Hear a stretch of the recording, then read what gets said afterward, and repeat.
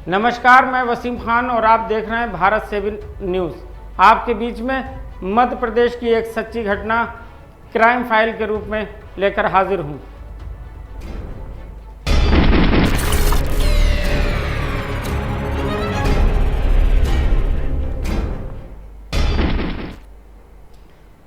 मध्य प्रदेश के जबलपुर की है।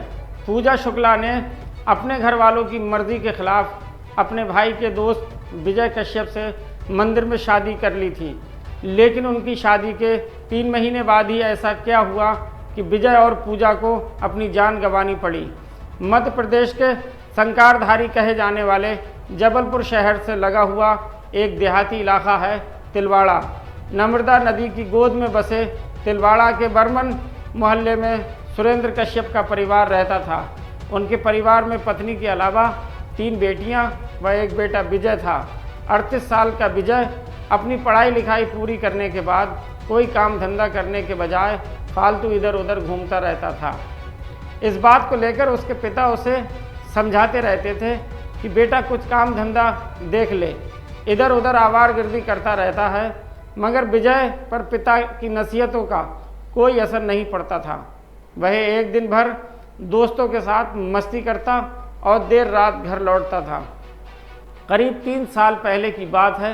बेरोजगारी के दिन काट रहे विजय की मुलाकात एक दिन धीरज शुक्ला उर्फ मिंटू नाम के युवक से हुई। रामनगर इलाके के शंकर घाट में रहने वाले धीरज के पिता शिवराम शुक्ला का नाम शराब के अवैध कारोबार से जुड़ा हुआ है। पिता के इस गोरख धंधे में धीरज भी बराबर का साथ दे रहा था। शिवराम के परिवार में उसकी पत्नी, 35 साल का बड़ा बेटा धीरज उर्फ मिंटू, 30 साल का छोटा लड़का लवकेश और 19 साल की बेटी पूजा थी। विजय और धीरज के निवासी इलाकों में कोई ख़ास फासला नहीं था। इस वजह से उनकी मुलाकात आए दिन होती रहती थी। विजय धीरज की लाइफ स्टाइल देखकर काफ़ी प्रभावित रहता था। जब विजय और धीरज में दोस्ती पक्की हो गई तो धीरज ने विजय को भी अवैध शराब के धंधे में शामिल कर लिया। धीरज ने जब विजय को बताया कि इस कारोबार में खूब पैसा मिलता है तो विजय धीरज के साथ मिलकर जबलपुर के कई इलाकों में शराब की सप्लाई का काम करने लगा। इससे विजय को रोज़गार के साथ साथ अच्छी खासी कमाई होने लगी। विजय के पास पैसा आते ही उसका रहन सहन भी बदल गया। विजय और धीरज का काम के सिलसिले में एक दूसरे के घर आना जाना शुरू हो गया। धीरज के घर वाले भी विजय से इस तरह घुल मिल गए थे कि धीरज के घर पर ना होने की सूरत में भी वो उनसे घंटों बैठकर बातचीत करता रहता था। एक दिन सुबह विजय धीरज से मिलने उसके घर पहुंच गया। जैसे ही उसने दरवाजे पर दस्तक दी तो धीरज की बहन पूजा ने दरवाज़ा खोला। खूबसूरत पूजा शुक्ला को सामने देखकर विजय बस देखता ही रह गया। उस समय पूजा की उम्र 16 साल की थी। उसकी खूबसूरती ने विजय को पहली ही नज़र में ही उसका दीवाना बना दिया था। पूजा ने अपनी मधुर मुस्कान के साथ विजय से कहा, आइए आप बैठिए, भैया अभी नहा रहे हैं। पूजा की मुस्कान ने विजय पर जैसे जादू सा कर दिया। वो मुस्कुराता हुआ पूजा के पीछे पीछे कमरे में आकर सोफे पर बैठ गया। इसी दौरान पूजा विजय के लिए चाय बनाकर ले आई। विजय की नज़रें अब पूजा को ही घूर रही थी। उसे समझ नहीं आ रहा था कि वो किस मोह में पास में बनता जा रहा है। चाय की चुस्की लेते हुए उसने पूजा की तरफ जी भरकर देखा और बोला, तुम्हारे हाथों की बनी चाय में जादू है। अपनी तारीफ सुन पूजा ने शर्माते हुए कहा, ऐसा क्या जादू कर दिया मैंने? तुम्हारी खूबसूरती की तरह चाय भी बहुत टेस्टी है। विजय बोला, धीरज को आता देख पूजा विजय को आंखों ही आंखों में इशारे कर वहां से चली गई। उस दिन के बाद से विजय पूजा का आशिक बन चुका था। अब वो अक्सर ही धीरज से मिलने के बहाने पूजा के घर आने लगा। पूजा का इस नाजुक उम्र में किसी लड़के के प्रति झुकाव स्वाभाविक था। विजय दिखने में हैंडसम था। उसके पहनावे, स्टाइलिश लुक और महंगे मोबाइल रखने की वजह से पूजा भी उसे मन ही मन में चाहने लगी थी। जब भी विजय घर आता तो पूजा भी चाय पानी के बहाने उसके आगे पीछे घूमने लगती। पूजा का भाई धीरज इस बात से अनजान था कि उसका दोस्त दोस्ती में विश्वासघात करके उसकी बहन पर बुरी नज़र रख रहा है। विजय को जब भी मौका मिलता धीरज की गैर मौजूदगी में पूजा से मिलने आने लगा। पूजा के मम्मी पापा धीरज का दोस्त होने के नाते उसे भी अपने बेटे के समझने लगे। उन्हें इस बात का ज़रा सा भी इल्म नहीं था कि धीरज से भी उम्र में उसका दोस्त उसकी मासूम बेटी को प्यार के जाल में फंसा रहा है। पूजा और विजय का प्यार आंखों ही आंखों में परवान चढ़ रहा था। बात सितंबर 2019 की है। पूजा के मम्मी पापा और छोटा भाई लवकेश किसी काम से अपने रिश्तेदार के यहाँ गए हुए थे। विजय को पता था कि पूजा का भाई धीरज काम के सिलसिले में एक पार्टी से मिलने शहर से बाहर गया है। मौका देखकर वो पूजा के घर पहुंच गया। फिर वो उसे अपनी बाइक पर बैठाकर शहर में घुमाने लगा। शहर में घूमने के बाद दोनों ने एक पार्क में बैठकर जी भरकर बातें की। प्यार मनोहर भरी बातें करते हुए विजय ने पूजा को अपनी बाहों में भर लिया। जवानी की दहलीज पर कदम रख रही पूजा को पहली बार किसी लड़के के साथ इतने नज़दीक आने का मौका मिल रहा था। इश्क मोहब्बत की इस फिसलन भरी राह पर वो अपने आप को संभाल ना सकी। पार्क में झाड़ियों की ओट में उसे दिन पहले दोनों ने प्यार के समंदर की अथाह गहराई में गोता लगाया। विजय ने पूजा को किस करते हुए कहा, पूजा मैं तुम्हें दिलो जान से चाहता हूँ और तुमसे ही शादी करना चाहता हूँ। मगर विजय ये काम इतना आसान नहीं है। हम दोनों अलग अलग जाति के हैं, इसलिए दुनिया हमारे प्यार की दुश्मन हो जाएगी और परिवार हमारी शादी की इजाज़त कैसे दे देगा। पूजा के माथे पर चिंता की लकीरें उभर आईं। प्यार किसी बंधन में बंद नहीं रह सकता। पूजा ने विजय उससे कसकर गले लगाते हुए कहा, विजय तुम नहीं जानते, धीरज भैया को हमारे प्यार के बारे में पता चल गया तो वो मेरी जान ही ले लेंगे। पूजा ने विजय से अपने आप को छुड़ाते हुए कहा, पूजा दुनिया की कोई भी ताकत मुझे तुमसे जुदा नहीं कर सकती। विजय ने पूजा को सीने से चिपकाते हुए कहा, प्यार की दुनिया में खोए ये दो प्रेमी या अच्छी तरह से जानते थे कि प्यार की राह भले ही आसान ना हो मगर शादी की राह कांटों की सेठ से कम नहीं होगी। उस दिन खूब मौज मस्ती कर वो वापस अपने घर चले गए। विजय का माँ पूजा से शादी करने के लिए उतावला हुए जा रहा था मगर पूजा अभी 18 साल की नहीं हुई थी। विजय जानता था कि नाबालिग उम्र में वो पूजा से शादी नहीं कर सकता। ऐसे में इंतज़ार करने के अलावा उसके सामने कोई दूसरा रास्ता नहीं था। अगले साल जैसे ही पूजा शुक्ला ने अपने जीवन के 18 साल पूरे किए तो वो विजय कश्यप ने हिम्मत करके पूजा के घर वालों के सामने शादी का प्रस्ताव रख दिया। विजय के इस प्रस्ताव से पूजा के घर में हड़कंप सा मच गया। धीरज का तो जैसे खून ही खौल गया। उसने विजय को भला बुरा कहते हुए साफ तौर पर कह दिया था कि ये शादी हरगिज़ नहीं हो सकती। गांव देहात के इलाकों में आज भी दूसरी जाति में शादी करना सामाजिक परंपराओं का उल्लंघन माना जाता है। समाज में बदनामी का डर भी था। उस दिन के बाद से विजय धीरज के घर आने पर पाबंदी भी लग गई और घर वाले पूजा पर सख्त नज़र रखने लगे। पूजा और विजय के प्यार पर जब पहरा लगा तो प्यार के पंछी बेचैन हो गए। कभी कभार मोबाइल पर छिप छिप कर बातचीत करके वो अपने मन ही मन की तसल्ली को पूरा कर लेते थे। जब एक दूसरे के बगैर रहना उन्हें नागवार लगने लगा तो आखिरकार काफ़ी सोच विचार करने के बाद दोनों ने निर्णय लिया कि प्रेम के पंछी किसी पिंजरे में कैद होकर ज़्यादा दिन नहीं रहेंगे। दिसंबर 2000 में सर्दियों की एक रात विजय अपनी प्रेमिका पूजा को घर से भगा ले गया। दूसरे दिन सुबह देर तक जब पूजा अपने कमरे से बाहर नहीं निकली तो उसकी माँ ने अंदर जाकर देखा तो पूजा अपने बिस्तर पर नहीं थी। पूरे दिन पूजा का भाई धीरज और उसके पिता उसकी तलाश करते रहे। जब उन्हें पूजा की कोई खोज खबर नहीं मिली तो थक हार कर तलवार थाने में उन्होंने पूजा के गायब होने की रिपोर्ट कर दी।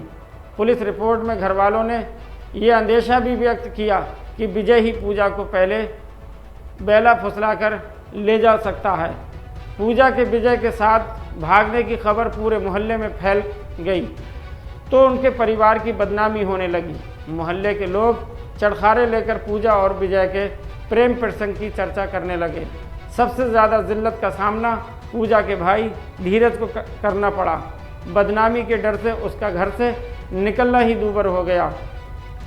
उधर घर से भागकर विजय और पूजा ने जबलपुर के मातेश्वरी मंदिर में जाकर शादी कर ली। विजय ने जीवन भर पूजा का साथ निभाने का वादा किया। इसके बाद दोनों हनीमून के लिए दिल्ली चले गए।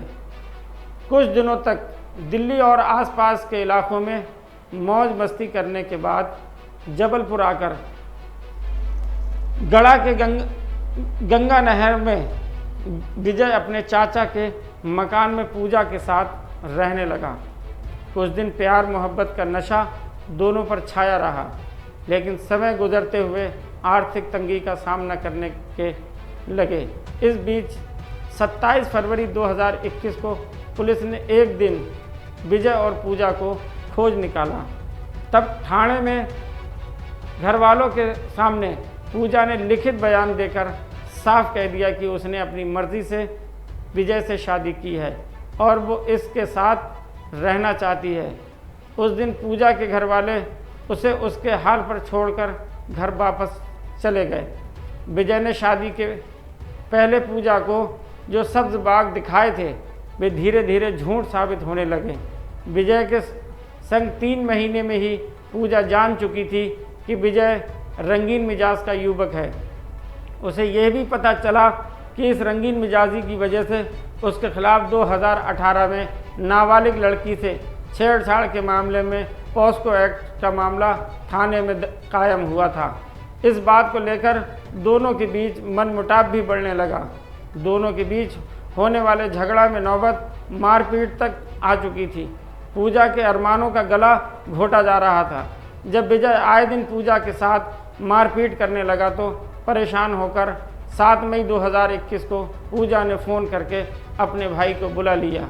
धीरज पहले ही विजय से खार खाए हुए था, ऊपर से उसकी बहन से वो मारपीट करने लगा तो गुस्से में आग बबूला होकर वो पूजा को अपने शंकर घाट ले आया। पूजा के माई के आने के बाद विजय बेचैन रहने लगा।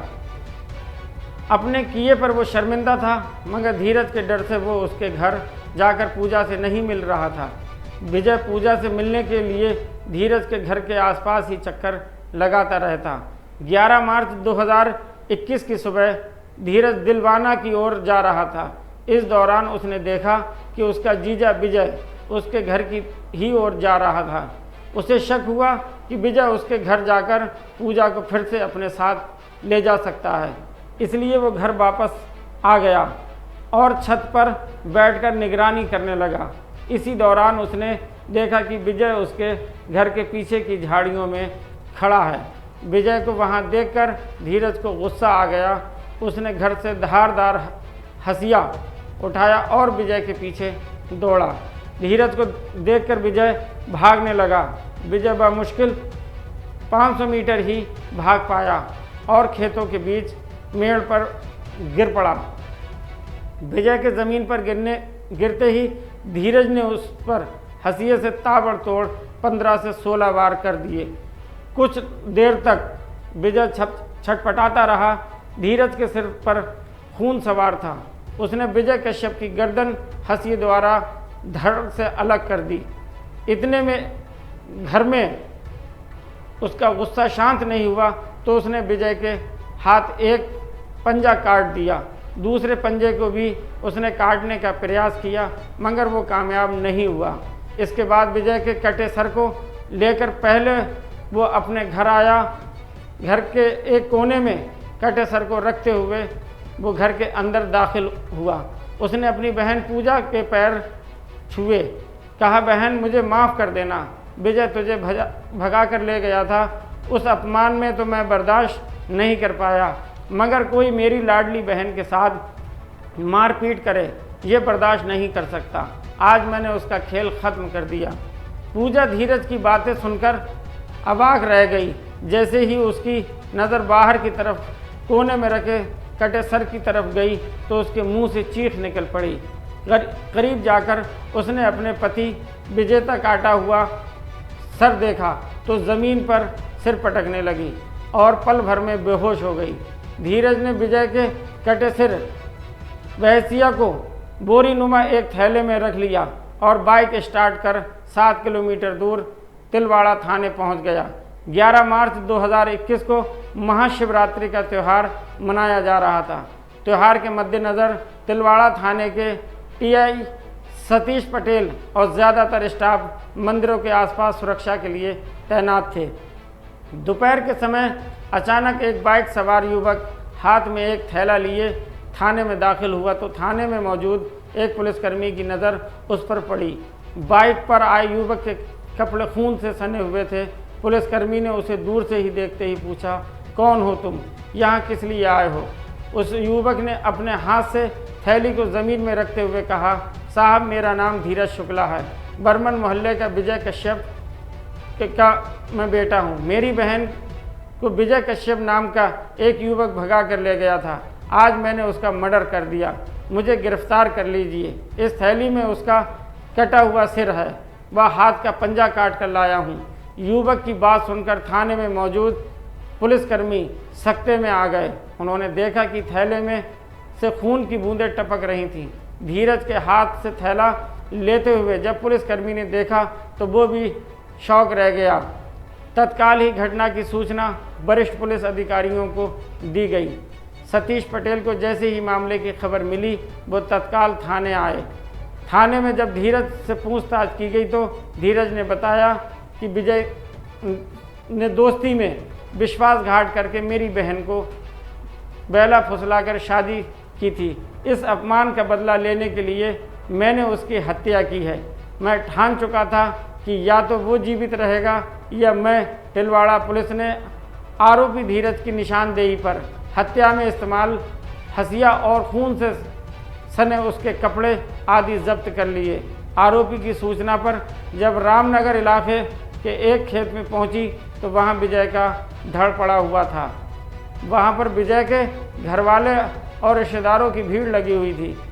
तिलवाड़ा पुलिस ने लाश का पंचनामा तैयार कर उसे पोस्टमार्टम के लिए मेडिकल कॉलेज भिजवा दिया। इधर धीरज के घर से जाने के बाद उसकी बहन पूजा को जैसे ही होश आया तो वो दौड़कर खेत की तरफ गई। वहाँ विजय के बिना सिर के धड़ को देखकर उसके सब्र का बांध टूट चुका था। उसे यकीन नहीं हो रहा था कि शादी के 3 महीने के भीतर ही उसके सारे ख्वाब किसी रेत के महल की तरह ढह गए। शोक से व्याकुल वो अपने घर आई और एक कमरे में जाकर ज़ोर ज़ोर से रोने लगी। चीख पुकार सुनकर आसपास की महिलाएं उसके घर आ गईं तो पूजा की माँ का रो कर सबको घटना की जानकारी बताना। घंटों के बाद जब पूजा के रन की आवाज़ कमरे से आनी बंद हुई तो उसकी माँ ने कमरे के अंदर जाकर देखा तो ज़ोर से चीख पड़ी। चीख सुनकर पूजा के पिता दौड़कर आए तो देखा कि पूजा पंखे से लटकी हुई थी। पूजा ने अपनी ओढ़नी का फंदा बनाकर फंदे से लटककर फांसी लगा ली थी। पुलिस टीम को जैसे ही पूजा के फांसी लगाने की खबर मिली तो वो शंकर घाट में धीरज के घर पहुंच गई। पूजा को पंखे से उतारकर पुलिस जांच पड़ताल में लग गई। पुलिस को इस बात का शक हो रहा था कि कहीं धीरज ने विजय से पहले पूजा की हत्या करके पंखे से तो नहीं लटका दिया। फूटाताल में रहने वाले मृतक विजय के ममेरे भाई और दूसरे रिश्तेदारों ने पुलिस के सामने ये आरोप लगाया कि पूजा ने आत्महत्या नहीं की बल्कि उसकी हत्या की गई है। उसका कहना था कि विजय की हत्या करने के बाद धीरज ने पूजा को फांसी पर लटका दिया। ये हत्या पूरी योजना बनाकर की गई है ताकि किसी को संदेह ना हो। वो नहीं चाहते थे कि पूजा अपने भाई और अन्य रिश्तेदारों के खिलाफ गवाही दे। महाशिवरात्रि के धार्मिक तहत के विजय की हत्या का मुकदमा कायम कर उसे न्यायालय में पेश किया, जहां से उसे जेल भेज दिया गया। रक्षाबंधन के दिन जिस भाई की कलाई पर राखी बांधकर बहन अपनी रक्षा का जिम्मा सौंपती थी, वही भाई बहन के प्यार का जानी दुश्मन बन गया।